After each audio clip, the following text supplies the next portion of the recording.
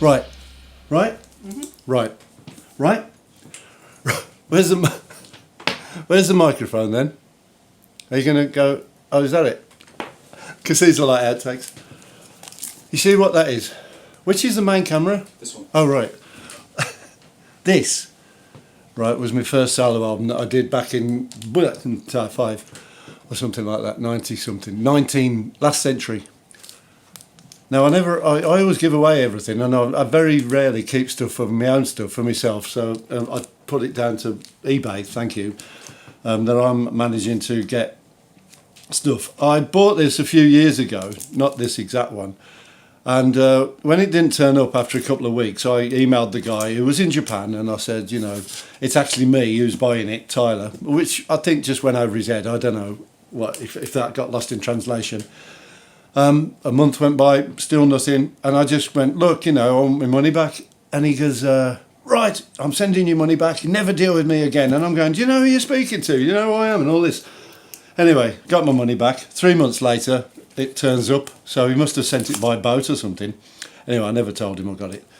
And then recently I found it again, and I put myself down as Lord Elvis Palace, and managed to buy it again for 30 quid. So I've got my own album back. Anyway, the reason I've called you all here today is because I've come up with this new book idea, and it's called It's Bad Luck to be Superstitious. So I thought what I'll do is I'll write it down so I can see what I'm doing, and then completely get it all muddled up like I have now, and read the stories. And then I thought, well, look, I've spent all this time writing it down, might as well make it into a little book. I know it drives everybody up the wall that I handwrite stuff, but it just gives it that sort of, I don't know, je ne sais quoi.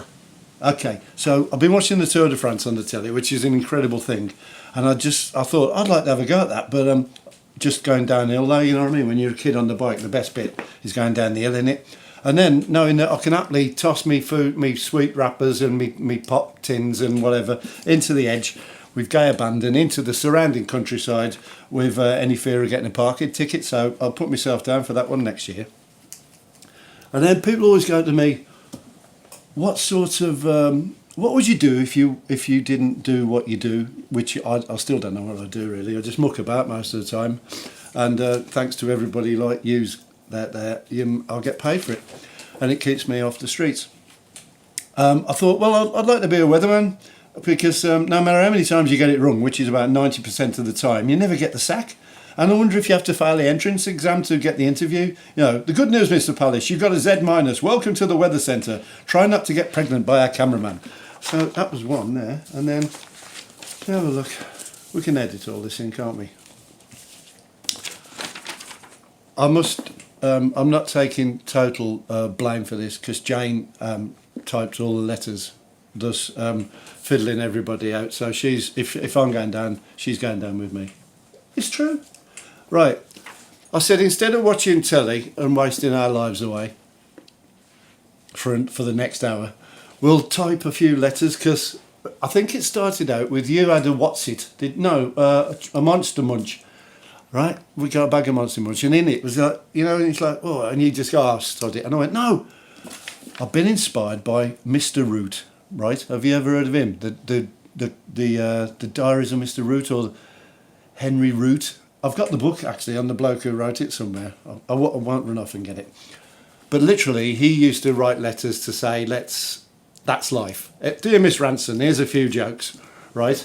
And then a month later, he'd send him an invoice for the jokes, like £1.20 a joke. And he's going, I see you haven't used them, but, you know, there's a sort of, if you don't use them, like I did an interview once and we didn't use it. And then the person who interviewed me, because it was going to be for something like this, he went, there's a, what the hell was it called? John Dryland from Cargo. He said there's a execution price or something. So if you do an interview with someone and you don't use it, you still got to pay them some money.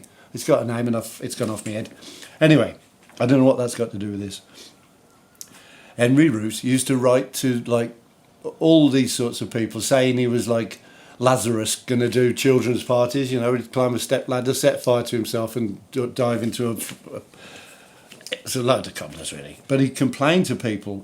He'd also say things like, I've got a bit of spare land. I was thinking of opening up my own distillery. You know, what would it... And he'd write to the gin companies and say, what do I need to make gin? You know, and they'd obviously get back, oh, you need a revenue, blah, blah, blah, blah, blah, blah. He's going, oh, I've just come back, got your letter, and I've bought the still, but I'm going to put plants in it.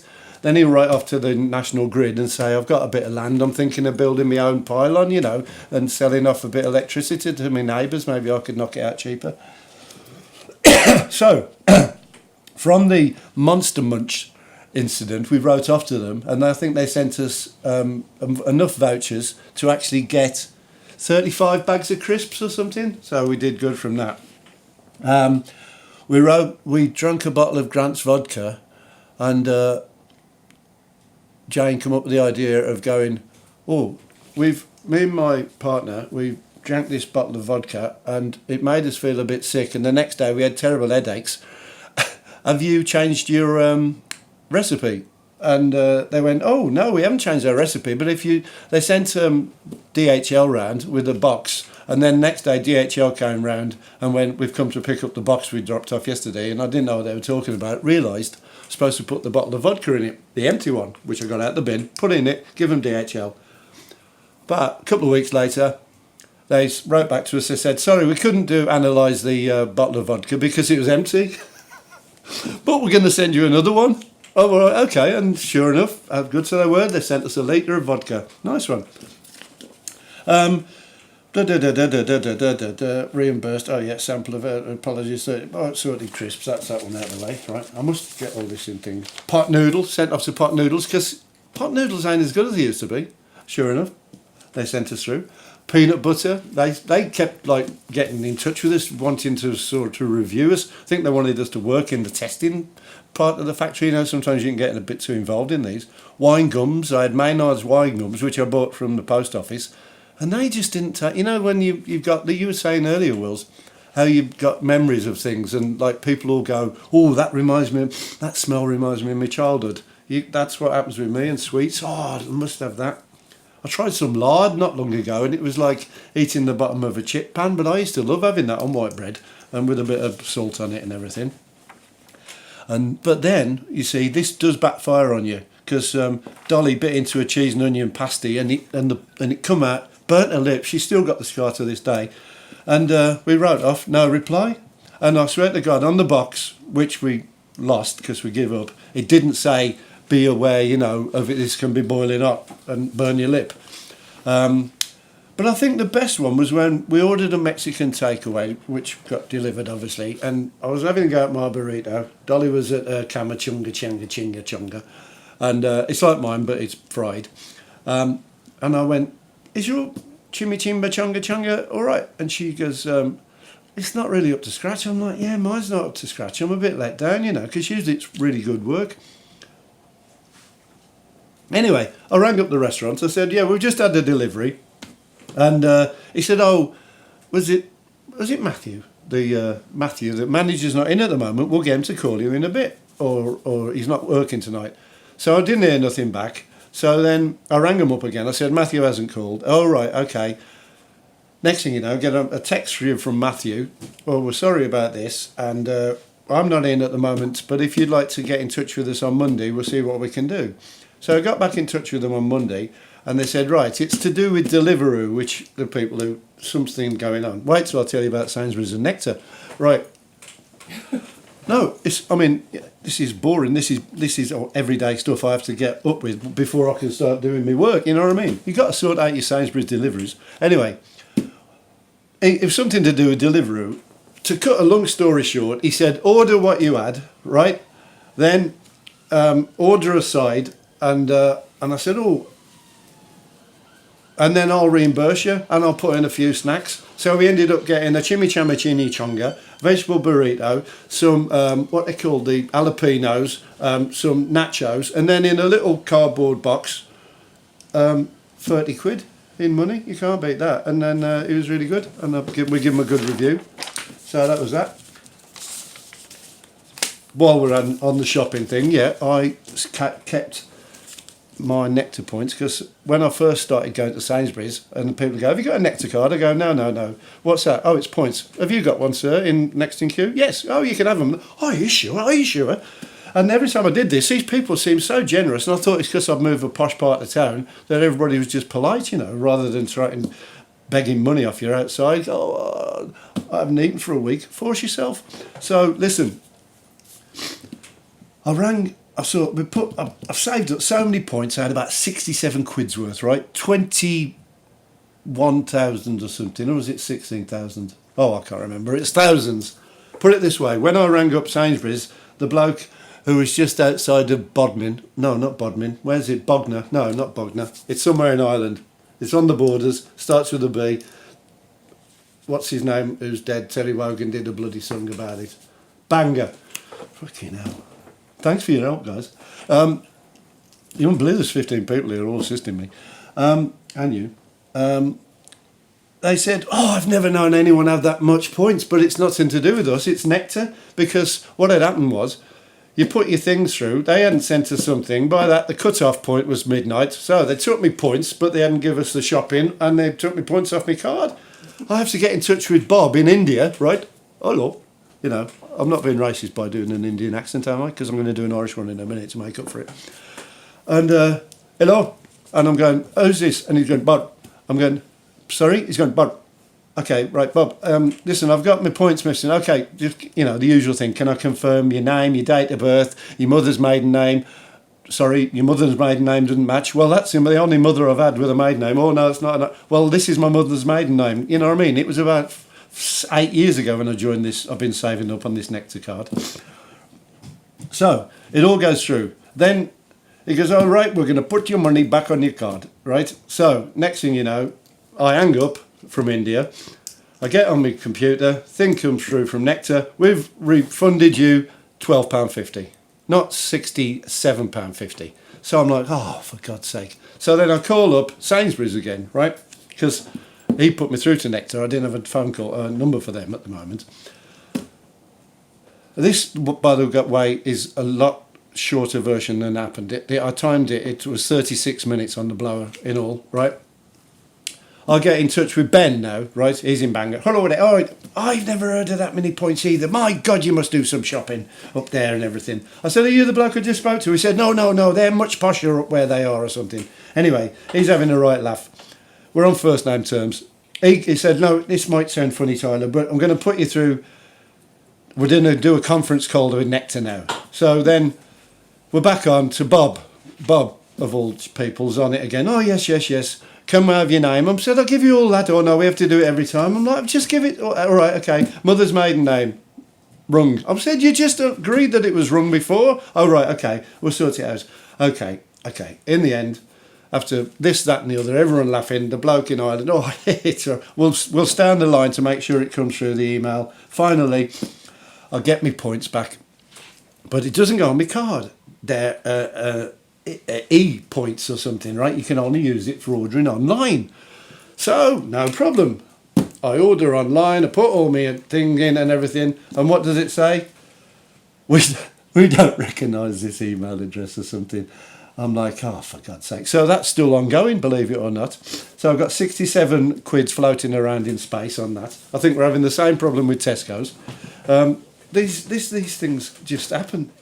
Anyway, like I said, with we got this lovely thing, and Domino's pizzas they do the day. They've upped their game. I tell you, I used to have them back in the 90s, and they were sort of, you know what I mean? They were bottom end of the market. You could get better ones in the supermarkets for real them days.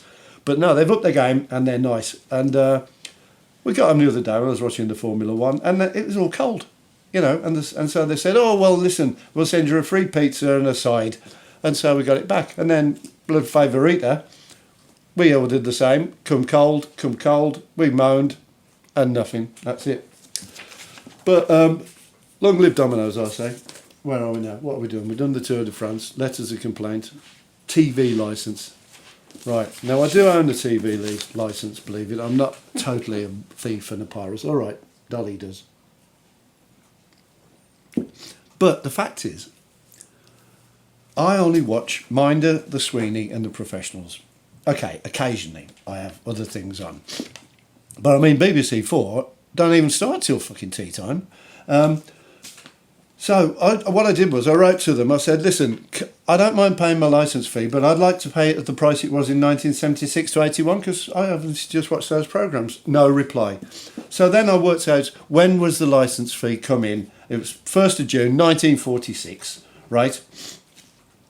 And it was only covering monochrome. So then I wrote to them again. I said, I've lodged out my colour 49-inch screen flat telly. I bought an old-fashioned one.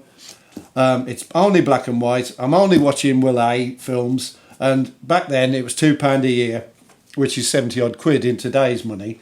But you know, I said I'm only watching Will A films, so I'm only paying £2, and I got old £2 as well to send them. But I got no reply from that one either, so that was out the window. Don't waste your time with that. Right, razors, another bloody fiddle. I tell you, here we go.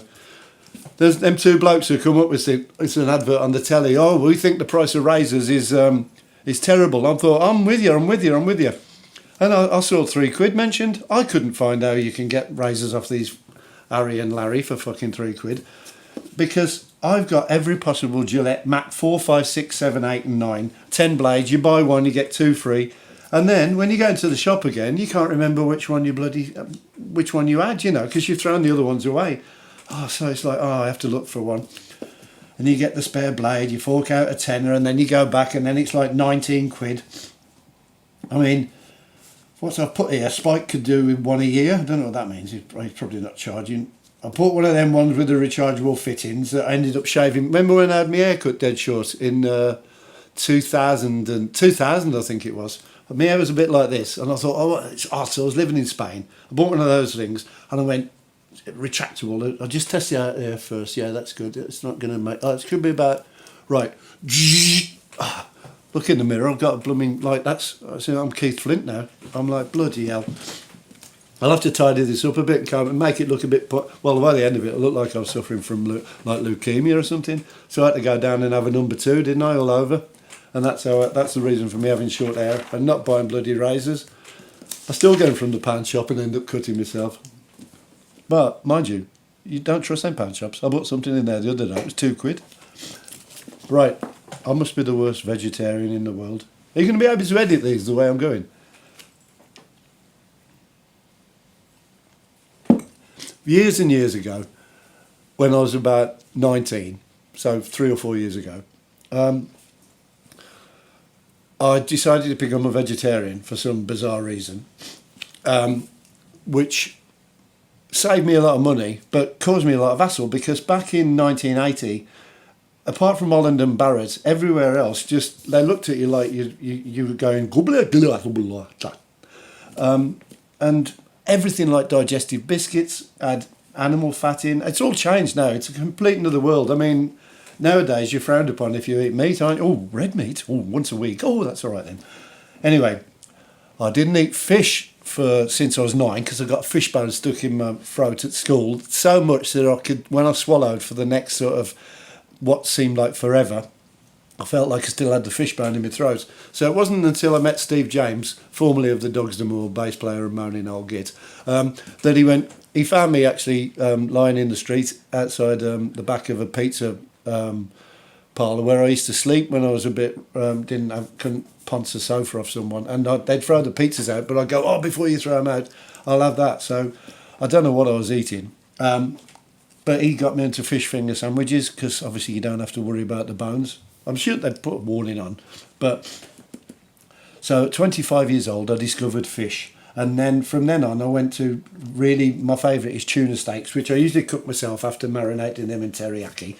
And I bung it on with mashed spuds and asparagus, which is quite nice. And sometimes, I know this is weird, but onion gravy. But not the sort you make, Dolly. This is thinner. And then, not that yours doesn't move around a bit, as Hancock says, like my mother's did. So, and now I even eat bacon sandwiches, even though I've found this fake bacon sandwich by Cutton. Not fake bacon sandwich, it's fake bacon. It's a bit dodgy though, because it's all stuck together, it's frozen, you can do yourself an injury. When it fries, it smells horrible. It's like you're burning something, like, I don't know, cooking old bits of plastic, but it actually tastes really good with some HP fruity sauce. It's a bit like Spam, but it's not Spam. I used to love Spam when I was a kid as well. Anyway, I eat bacon sandwiches because blame Alan Caton from the Dirty Strangers, pardon me, page 23 on the Keith Richards Life book. I'm not keen on beef or pork, but I do like chicken roasts with tatties Sunday lunch about tea time. Not like I wouldn't have it for breakfast. So we're back onto, we're sort of trying to live without leaving the apartment, and we managed to do it because everybody will deliver, right? So if we didn't have to take the bins out, we could actually survive without leaving the house, because when I do all my posting, I put it through different courier companies and they come and pick it up and take it off. So it's probably quite unhealthy. Luckily, I go on a treadmill every day, and I've got a complete gymnasium, so that's how I stay in shape, if you wonder. I do every morning, up, down, then I do the other eyelid. Right, so sometimes you run out of alcohol, and usually with us it's vodka. Now, when you go to the shop, I'm going to slip into the shop for a bottle of vodka. It's like going into Poundland and coming out and saying, I just spent £1. All I bought is these noodles, I got £1. Now, you come out, you spent 28 quid. So really, it's false advertising. I'm not surprised they're shutting down. It should be actually called £28 Poundland or something like that, or £28 stretcher. With Miss Marple's intentions, Jane managed to locate a company that would, within 30 minutes, deliver us for a reasonable sum of £20, a bottle of vodka and some juice. 70 sills, right? So we used to buy in a litre for about 19 quid. So you're having it brought round. But the fact is, if I'd have gone up the shop, there's no way I'd have spent 19 quid on a bottle of vodka, because I'd have gone, oh, we need this, we need that, 50 quid, innit? So they come round, true to their word, juice, vodka, thank you very much, here's a quid tip, just to make it up to around £23.40. And neck. Now, we've done this a few times, which is 20, 40, 60, I don't know, 100 quid. They'd send through some sort of competition or whatever. Not a competition, it's a, what's it called when you fill out the thing? A survey. If you fill it out, you get a free drink and you just pay for delivery, which was £3. So what you got was a free bottle of vodka, you pay for the juice, which was about £2, and £3 delivery. So for a fiver, you got a bottle of juice, a full bottle of vodka, which was Grant, Smirnoff, whatever they had going. But you could do this survey from more than one email, and so I did it, and I got a bottle of vodka, and then Jamie, who wasn't here, but he's 19, well, he had an email that we made up. Jellyfish. 19-year-old Jade, she had one. Starfish. Mel had one. Lady J had one. Timmy Tyler had one. Gabriel O'Keefe had one. all of these managed to get us through a bottle of vodka, and then eventually they cottoned on. They rang up and they said, right, your name really isn't Jelly, is it? Jane, yes, everyone calls me Jelly, that's my name. They call me Gel. Well, your name really isn't Starfish, is it? Dolly giggled and hung up. Never mind, I said, only your bard, I'll try it. Mine went through. Next thing you know, mine come back. We rang up, we're never delivering to you ever again, never to that address. We couldn't even use the neighbours, that was us. So we got done there, didn't we? But we did get about 5 bottles. So in relation to them selling it above the alcohol prices that are set in Scotland, being all politically correct, we sort of evened it out, really. So nobody lost in the long run, and we got pissed. Right. I reckon I will just have a few moments here now to catch my breath, top my glass up, put some new film in the cameras, and then I'll come back and I'll tell you a story which is a few pages long. All right. And oh, I've got one of them clapperboards somewhere.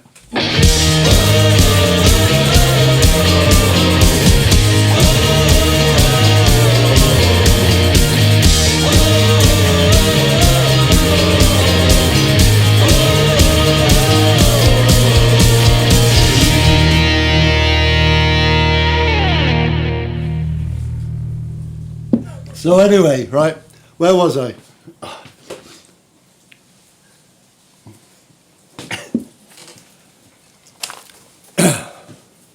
I've not really drunk all these today. Most of them from yesterday. Rod and Tina's best microphone. And I'm talking about, yes, Sir Rodney and Dame Tina, as she would be if she could get some sort of Queen Tina Turner. Back in the hedonistic 1990s, we, or rather China Records, made us, well, I say they made us, but we literally spent over 250,000 quid, which was about 300 odd thousand, probably more, dollars, making an album called Straight, which is why I set the scene. That started off on a bet that if I could do a tour of Japan, which was 4 days, well, 10 days, including interviews and going out for meals, that we had to cook ourselves. You go to Japan, you have to cook your own meals in a lot of the restaurants. They just put the woks on the table and you do it all yourself. It's quite interesting, actually. Apart from when I had the dancing prawns, and we all know what's happened then. I've never cooked my own dancing prawns since. So, I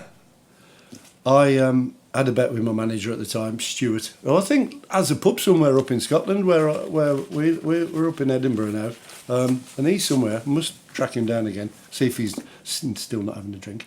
And I won actually, and I didn't have a drink anyway. Oh yes, it did say when we had started on. Then I won, and we moved back to LA because the weather was nice. Once I got there, it was just right when I went to Spain. Ibiza back in about 1969. It was literally, our hotel was being built, and I swear to God, we come back and we looked in the brochure, and we realised it was an artist's impression of what the hotel would look like. The Hotel Hawaii in San Antonio. But I got to eat these amazing beans, and I think that's when I got addicted to olive oil. And I don't mean Popeye's missus. Right. Right. So we're back in the studio, and we're there for a good few weeks until Sir Rod moved into Studio 1, demoting us to Studio 2. And this was something studios on Cherokee. Can't remember what they're called. I'm sure it's in there. And I was drinking Stolly vodka, but you could get big litre bottles of it. It had a little, like there, it had a handle. Probably 2 litre bottles actually, because that's a litre in it. What's that stuff? I don't remember drinking that. Green Mark, where did you get that from? Sainsbury's. Oh, Sainsbury's. Don't get me started on them. See Story 2, Side 1. I was attempting to do my lead vocals. I was actually 3 sheets to the wind, and you know what happens when you go 3 sheets to the wind, you get a bit deaf. And the more deafer I was getting, the more and more I was putting the mix up in my headphones, so all the backing tracks were done, I'm there, and then suddenly, if you take your headphones off and you're standing too near the microphone, you get almighty feedback. It sort of conducts sound as if you stick your finger in a light socket, or like you would, you're going to conduct it, unless you're wearing flip-flops. It'll still blow the end off your finger, probably. Anyway, it fed back, and out of just instinct, I just went, BOP! And I punched this, it was a Neumann mic, yeah? Them good ones, like you've got, not like this thing here. But it was one of them big, posh-looking ones. I know you paid a lot of money for yours, Wills, but, if I'd paid that much money, I want it to be massive. It's like, I want headphones with aerials on if I'm paying over 100 quid. So, we abandoned the session and went for dinner across the road to Cherokee Studios, it was, right?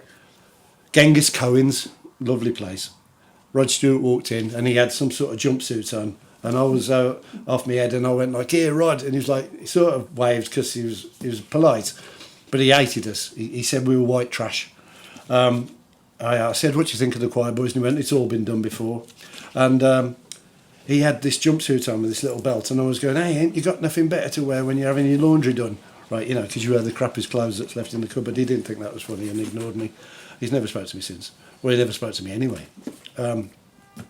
So Rick Browdy, who was producing it, he said, you know that night you had a paddy and points out microphone? I'm like going, yeah. He said, well, it's Rod's favourite microphone, and also it's the one that Rod Stewart, it's the one that Tina Turner used as well, and you've broken it, and they want $10,000 for it. I said, wow, do I get to keep the mic?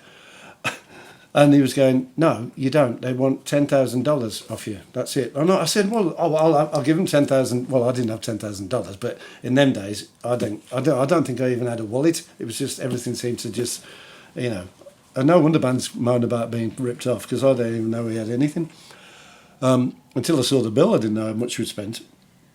They went, no, you broke the capsule in it. But anyway, it turned out that it only ended up costing me $2,000. So I'd like to apologise to you, Sir Rod, and to you, Tina Turner, for breaking your microphone.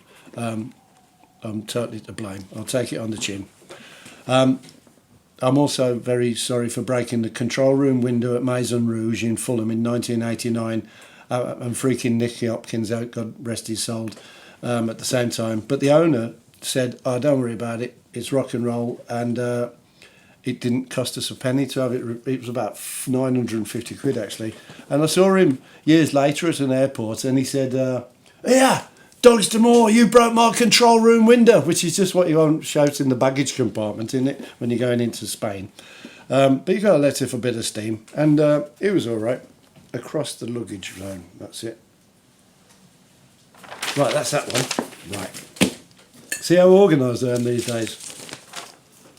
If only I could read my own handwriting. It's bad luck to be superstitious. Oh yes. My good friend Paul Darcy Glasson.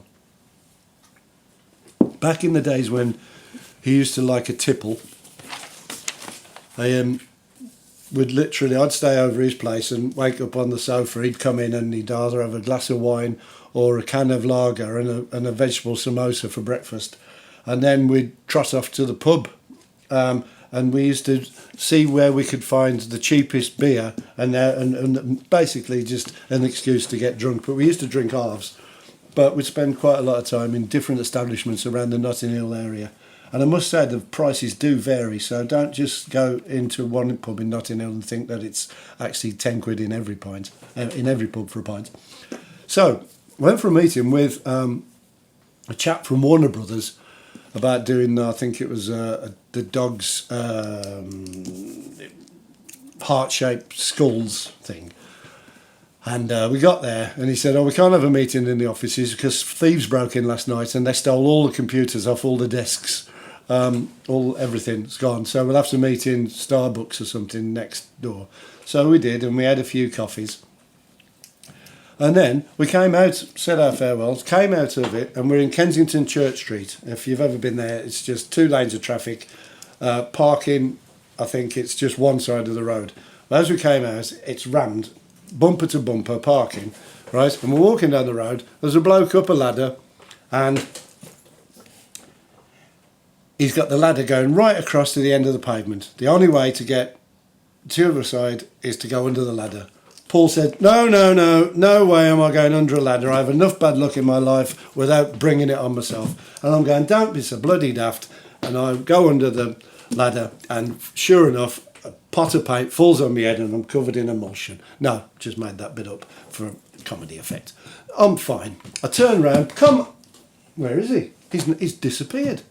I'm like, where the hell is he? So I'm back under the ladder for the second time, which if you are superstitious, cancels out the bad luck of going through the first time, right?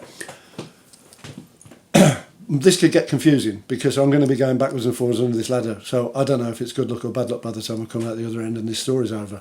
But what I do know is Paul has disappeared.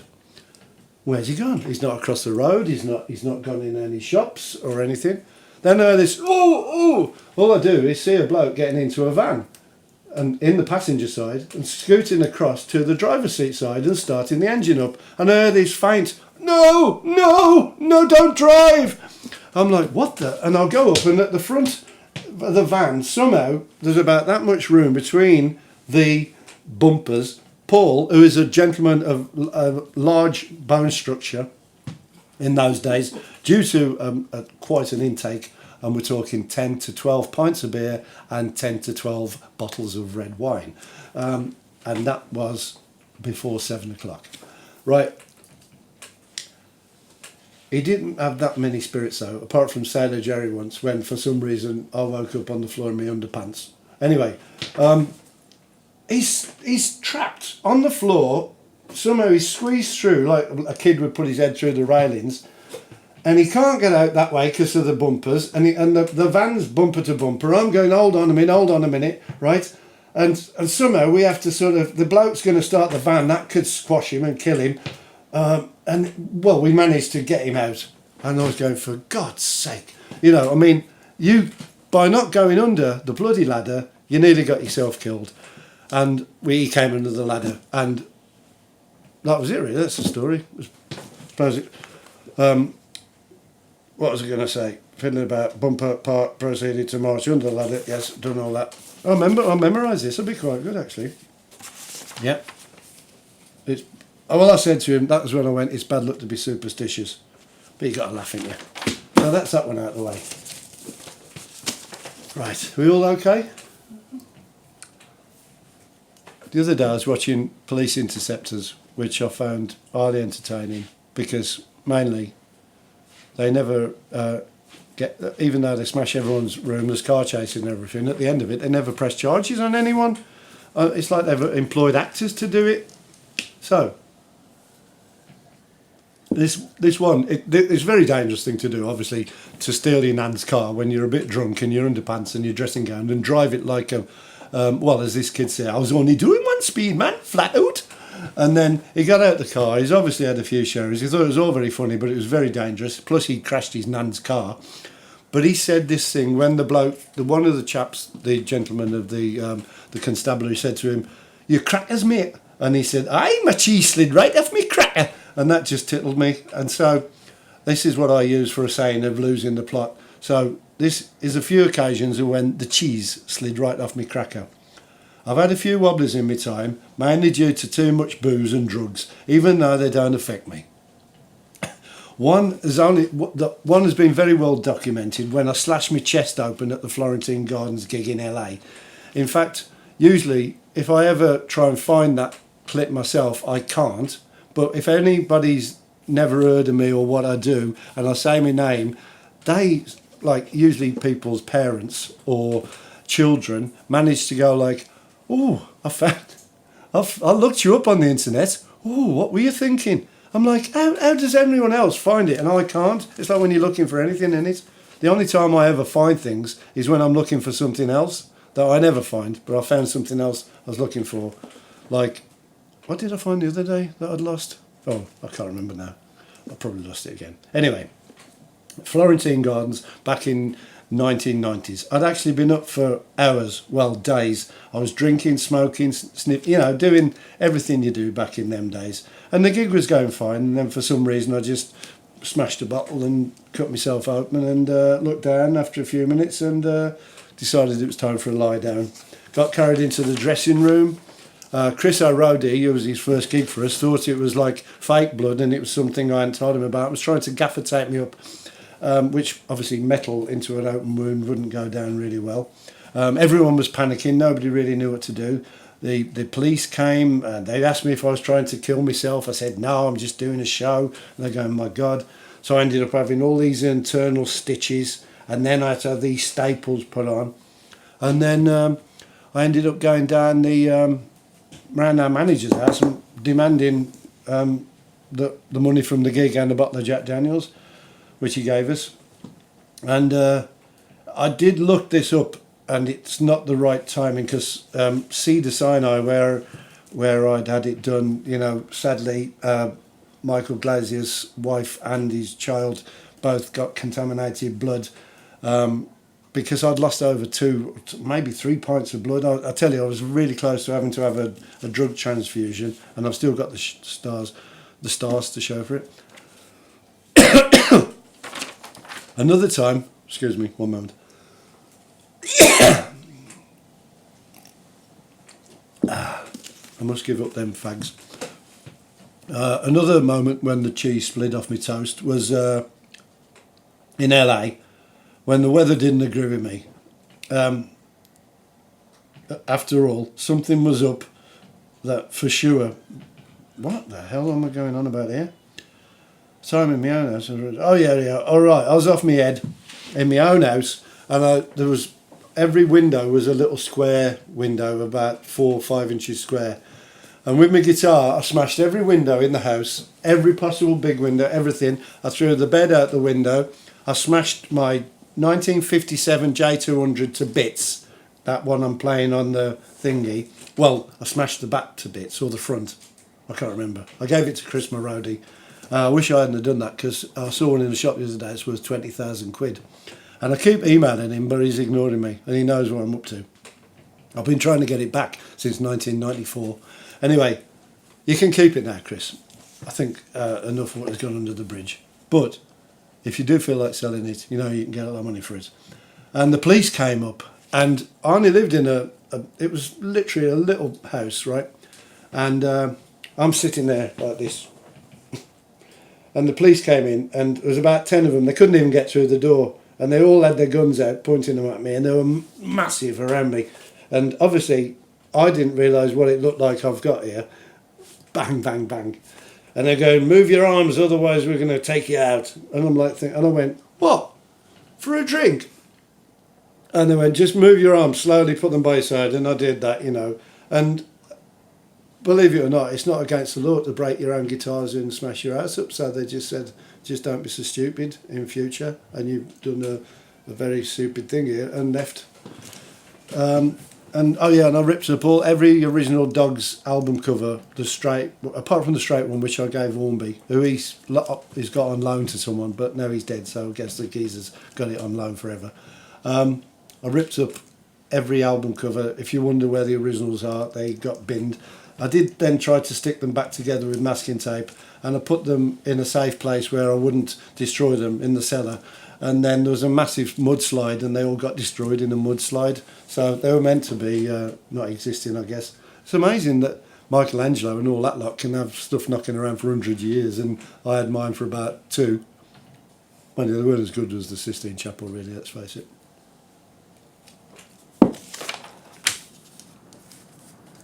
There I was, sitting in the sofa. Now, this was a bit of a heavy one, this was. I was in LA. I'd been to a club called Scream. I'd gone down, I'd missed the floor of where the elevator, and I'd come out in the car park. As I was walking out the car park and up the ramp, there was a big figure in front of me, literally silhouetted, massive bandana, huge rocker guy with a bloody Magnum, and he was bang, bang, bang, and the sound of the gun just echoed down into me, into this where I was in an underground car park. And instead of going diving for cover like you would, I just carry on walking up to this bloke, and I'm going, what the bloody hell are you doing? And he was going, and he put the gun down by his side. He still got the gun in his hand. And I was going, well, I wasn't being brave. I was pissed, as in drunk. And I was just, what the hell's going on? Like, I'm not really used to people firing guns. And he said, he's coming at me with a knife. And I'm like, who was coming at you with a knife? And this guy's this big to me. And look, 100 metres down the road, there's a bloke lying on the pavement. And so I goes, what? So I walked down to this bloke. He's a black guy. All he's got on is black jeans, black white shoes, trainers, black t-shirt, and in his hand is his belt. And I'm going, okay. And I was like, and he's like, it's lying there like that. And I pulled his shirt up for some reason, and there was one little hole there, nothing. And then all this stuff came out of it. Oh, fucking hell, I pulled this shirt back down. And I was going, you'll be all right, you'll be all right. And the bloke just went, fuck you, motherfucker. And the guy's still standing up there. And then the police, and then the people that come out of the club, some people knew me and they was going like, Tyler, walk away. I'm like going, I can't. And then the paramedics come and the police come and that guy gave himself up and the police said, get in the police car. And I wasn't being arrested. I actually sat in the front of the police car, which was quite cool. And they took me to the station where they put me in an interview room with a big table in with about 4 or 5 chairs around it, and then they brought in this other guy who was the black guy's friend, another black guy, and he was going, and he was like giving me an hard time, going, "What? I haven't done nothing." He was going, "That's your fucking buddy shot my friend." I'm like, I didn't even know who he was, And he was like, at one point, this guy was jumping across the table trying to attack me, and then the cops had to come in and say, hey, if you don't do it, we're going to put you, blah blah blah. Next thing you know, they open the door and this rocker kid walks in. Hi, Tyler. He's got the bandana and everything. He's got a carrier bag. And he's going, yeah, I'm a witness. I saw everything as well. Yeah. Listen. And he gets the carrier bag on the table.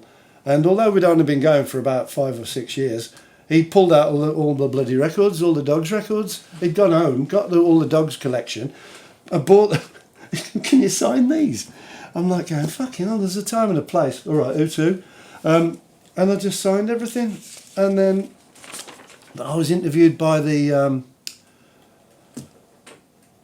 FBI come, and the guy was really like you would think an FBI guy to look, like one of the something from a Dean Martin movie or Get Smart or something with this. I kept looking at his hair going, is that like an Action Man wig he's wearing? And he had a plan of where I had to say, this is where I was, this is where that's where the body was. It was quite exciting actually. And I said, did the guy, no, he died. But the guy's give himself up, so he'll be done for it and everything. And that was it really. I got to, the guy was charged with murder. I didn't get obviously charged, but that's kind of as close as I've got to something being quite heavy. And that is that for now.